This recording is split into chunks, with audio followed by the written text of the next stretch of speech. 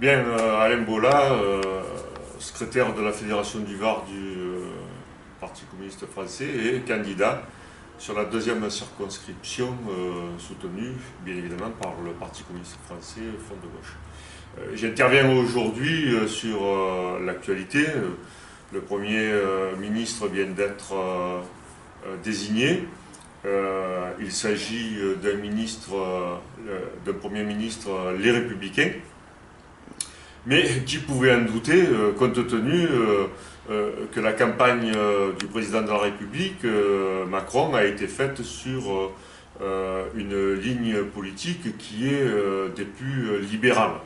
Et les premiers victimes de la politique de Macron, ça sera les salariés, les familles, les retraités et les plus pauvres. On le savait. Durant toute la campagne, il avait asséné, il veut casser le code du travail, il a répété, il a redit, et il met en place un ministre de droite pour continuer son entreprise de démolition de tout ce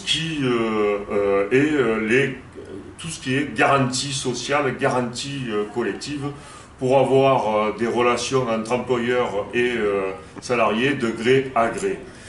En clair, Macron, qui était le candidat de la finance, s'est positionné aujourd'hui, comme il l'avait dit, au service des intérêts de la grande finance. Donc ça va saigner dur, effectivement, dans les droits sociaux, dans les droits collectifs, alors que nous proposons de modifier radicalement l'économie du pays en mettant au centre l'humain d'abord, et non pas la finance.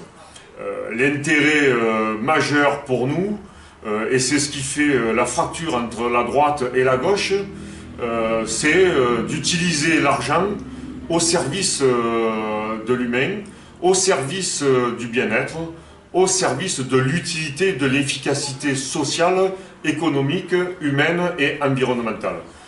Oui, on peut, dans ce pays qui est riche, je rappelle que le PIB a plus de 2 000 milliards d'euros, un pays qui est riche a la capacité, a les moyens de répondre aux besoins des populations dans la solidarité.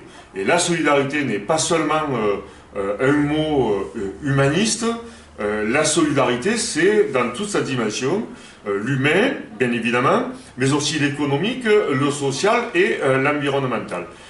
Ce qui fait que dans la solidarité, les riches, ceux qui ont des fortunes colossales, doivent financer une partie de la solidarité à la hauteur de ce qu'ils peuvent.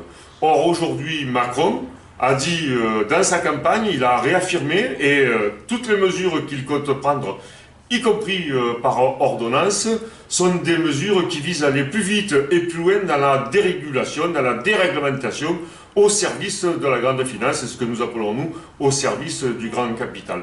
Oui, ça va saigner, oui, ça va faire mal, mais en même temps, si les luttes elles sont à la hauteur des enjeux, si les luttes progressent de manière importante, y compris pendant l'été, les salariés auront aussi la possibilité de se faire entendre et de porter leurs revendications.